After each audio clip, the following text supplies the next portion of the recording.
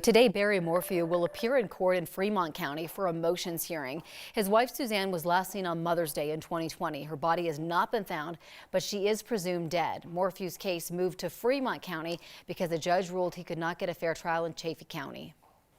And also, former Bronco and CU Buff Justin Bannon is going to find out his sentence for shooting a woman back in 2019. He was convicted in September of last year. A jury found him guilty of shooting the woman in the shoulder in his office called Black Lab Sports. Investigators say he was high at the time. He claimed that the mafia was after him. Bannon blamed head trauma from football. He is now facing a minimum of 10 years in prison. Right now, our state's average weekly positivity rate is around 11%. That's almost a third of what it was when we hit an Omicron peak last month. We're not quite in the clear just yet, but experts say that below 5% is manageable community spread. Also happening right now, about 88% of our ICU beds are in use. That number is also dropping from our peak, down from about 95%, which we saw a month ago. It's all going in the right direction, right? The mask mandate at Denver Public Schools is going to expire at the end of the day on Friday, February 25th. Masks are still required in schools until then. Starting on the 25th, masks will be recommended for all DPS students, staff, and visitors. Officials came to the decision after Denver's mask mandate was dropped. By the end of this month, all of the large school districts in the metro area will have dropped their mask mandates. Boulder Valley is the one exception. Boulder County still has an indoor mask mandate. County health officials haven't said when they'll let that end.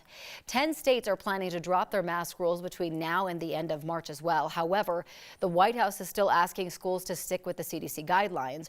Right now, the CDC says all students, staff, and visitors should wear masks in schools regardless of their vaccination status. And all of this influx may have you asking, do mask mandates even work? Yeah, it's a controversial question, and it's been studied throughout the pandemic. Locally, it's tough to look at recent data and say yes, with the exception of schools. Now, Douglas County, which refused to implement a mask mandate, didn't differ all that much from the masked up counties in key metrics. Things like hospitalizations, positivity rates stayed relatively the same as counties like Adams and Arapahoe. So where the mask mandates did seem to make a difference is with kids. Douglas County is in the yellow there. Adams is in the red, Arapahoe in the blue, and Douglas County saw much higher incident rates in kids 17 and younger than the other two counties. So we're talking like 4 to 5 times higher than Adams and Arapahoe in some age groups. Where Douglas County did better was in people 18 and up. We shouldn't be here discussing how you will restrict the individual expressions of our children and their families. This deals with a specific arena of priority and openness of training. So I don't think this bill is about free speech. It's about who's in authority.